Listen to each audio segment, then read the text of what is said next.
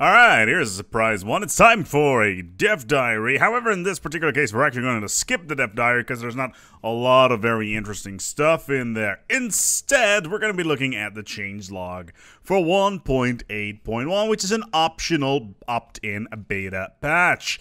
And I strongly recommend you to opt in to this beta patch. Why? Because some of the stuff that's in here is, how should I put this? Wonderful. I think that will be a good description. So let's go and take a look at the changes in 1.8.1, which is obviously an update that came out after. It's basically a couple of fixes for 1.8 and Synthetic Dawn, which has been out on the market for 2 weeks now, and I hope that you're having a lot of fun with it. Regardless, let's get in here. Apparently, a lot of these items did not get into it before the code was frozen. Basically, what happens is that a game gets made, it goes into an RC, which is a release candidate. Several versions get made, and then it goes into QA, which is quality assurance, and basically everything that is thought of after that basically does not get in because of code freeze, and then they select the version that they want to release. Regardless, let's get into it. Balance. Apparently the processing hub is being buffed to produce Unity. This is great. Really looking forward to that. So let's see whether or not we're gonna be able to do anything decent with that. And honestly though, overall, I don't think this is really the best one, because the next one is by far the best one. Machine worlds are being buffed from 15% to 25% when they're with robot production output. This is beautiful. I love it. I love it. I love it. I love it. It makes things completely overpowered when it comes to the joy that is machine worlds in general. So that's great. Great to hear. I'm actually seeing, I can see this being a little bit broken as well. In the meantime, you cannot have a crisis unless you have been playing for 200 years, which is nice, because if you're small and you cannot actually do anything, then, yeah, having the unbidden or contingency or the Praetorian jump on your ass is not the greatest thing in the world. Cost of blocking the ghost signal is now being calculated based on the number of pops rather than a solid number, which is kind of nice. Successfully assimilating a pop as a driven assimilator now generates one month's worth of Unity and Society research. That is interesting. Is it just per pop, or a pop as a driven assimilator now generates 1 month worth of Unity and Society research? Fascinating. I wonder if that applies to every single pop, because if that is the case, then Unity and Society research are completely ballooned, but we'll have to take a look at that. Driven assimilators can now allow cyborgs to procreate. For those who have been watching the Synthetic Dawn series, you know that I've been struggling a little bit with that, so that is a good thing. Assimilators can now research most genetic technologies, which is, I guess, nice. Driven assimilators can now derive assault and defense armies from cyborg pops. A quick check here with genetics techs. It probably means they can uplift now, which is kind of fixing our problem that we had in our series. Sadly, we've purged those pops now. Pops are double the chance of getting the hotfix warning signs event. Okay. Reduce the fleet power calculations for very powerful ship, as exponential effects would cause it to get much larger than the ship's actual combat ability. Fix flak being strictly better than regular point defense rather than a tracking versus damage trade-off. I guess that is nice, so no longer is flak overpowered compared to regular point defense.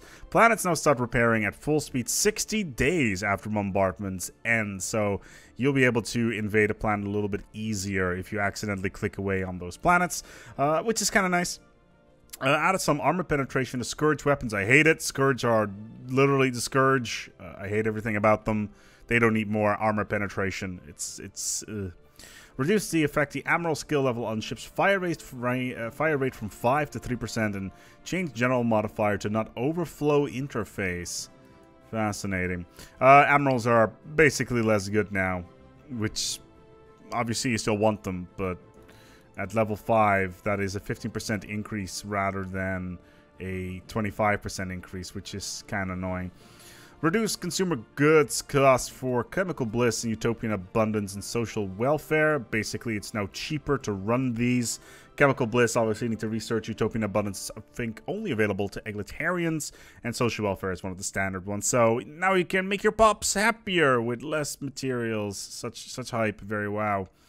Increase the likelihood of high and medium probability reward options in Shroud events. I've never really had any problems with the probability issues. So this does not really impact me at all. I guess there is now a higher chance that you're going to be able to do Shroud stuff, which is nice.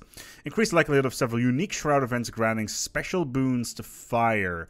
I guess fire rate in that particular case. This could be a spelling issue. The unique Shroud events, but that's like jump drive and shields and stuff like that. So, interesting stuff. There was also something here about let's take a look here. There should be something about Fanatic Purifier, Determined Exterminators being more powerful. Yeah, buff the Devouring Swarm, Purifiers, and Exterminators. So just to recap, it's not particularly clear from the patch notes what it actually means. So Determined Exterminators used to get a 50% damage bonus, a weapon bonus. It's now 25 with their ship cost being reduced by 25%, and they've got plus 33% naval capacity, which is pretty ridiculous. They're a lot more powerful now by 10%. Fanatic Purifiers, they used to have a 33% attack speed, army damage. They now have a 33% attack speed, army damage, a reduction in ship costs, and naval capacity increased by 33%. So Fanatic Purifiers, once again, more powerful. And Devouring Swarm, they used to get a plus 20% to research bonus, speed, 10% hull points, 40% army bonus, etc., etc. They still have the biological research speed.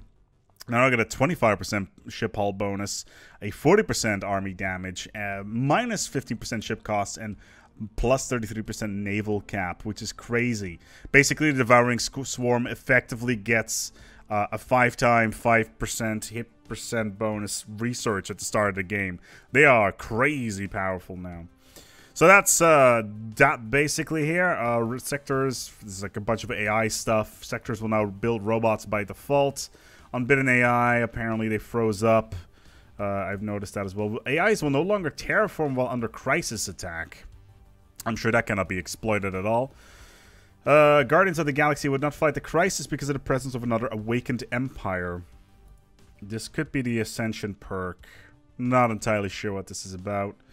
Probably only if they picked the Guardians of the Galaxy Ascension perk.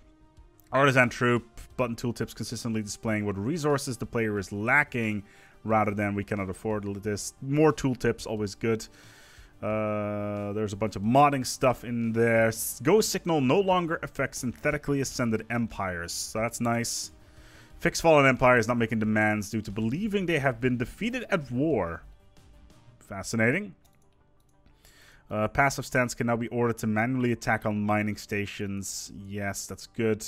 Spare parts depot line of buildings not being researchable for... Yeah, you think that'd be useful. Social engineering edicts. Strictly worse when you get the basic non-authoritarian ones. Oh yeah, this is a good one. Symbol of Purity is now properly restricted to 1 per planet. I've seen pictures of people having 25 symbols of purity on their planet, each generating 8 unity a pop. Yeah, that was pretty crazy. Restored old keyboard shortcut for increasing speed. It's just a plus button. Did they disable that? I didn't even notice that. Enigmatic Observer Fallen Empires now hate Fanatic Purifiers, Devouring Swarm, and Determined Exterminators. Slightly less, removing instant war declarations. That's nice, I guess. I very rarely play with these types of governments. But for those of you who are playing with those, I guess yay, or something along those lines. Fixed Cyborgs getting double leader age boost from species and leader trait. Oh, that's cheeky. I like it. Fixed end of cycle, not properly preying on colonized worlds. Apparently, if you were colonizing during end of cycle, basically the final stage, you would be able to retain your planets. Apparently, it was broken. Okay, machines will, during an uprising, getting military station. That makes sense.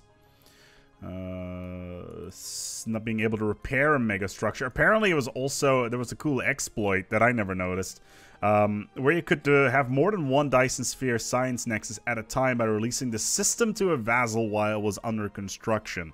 So basically, you could have as many as you wanted. This is an important one. The game would be completely and utterly unplayable without this one. Fixed minor color issue and contingency diplomatic text. This is game breaking. Aside from that, there's a bunch of CTDs that's crashed desktops, basically. Fix an overflow error. Defeating a machine uprising no longer results in biological pops saved from it having recently conquered malice. That you would hope that would be the case. Fix perforating skirts ceasing to spawn reinforcements once they had 100 armies built. Fascinating.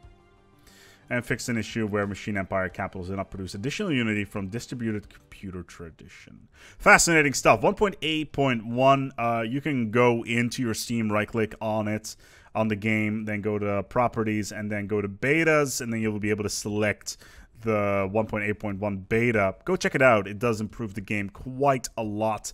Regardless, we're going to wrap up this episode here. I hope you enjoyed it. A bit of a short one, I know. It's Dev Diary time. 1.8.1 is a pretty big deal, so please keep your eyes out on the future when the final release is there. Don't know whether or not this is going to break your save games or not, so please make sure you check that out. And if it does, please roll back your game to 1.8.0. Until next time, and take good care of yourselves, and as always, each other.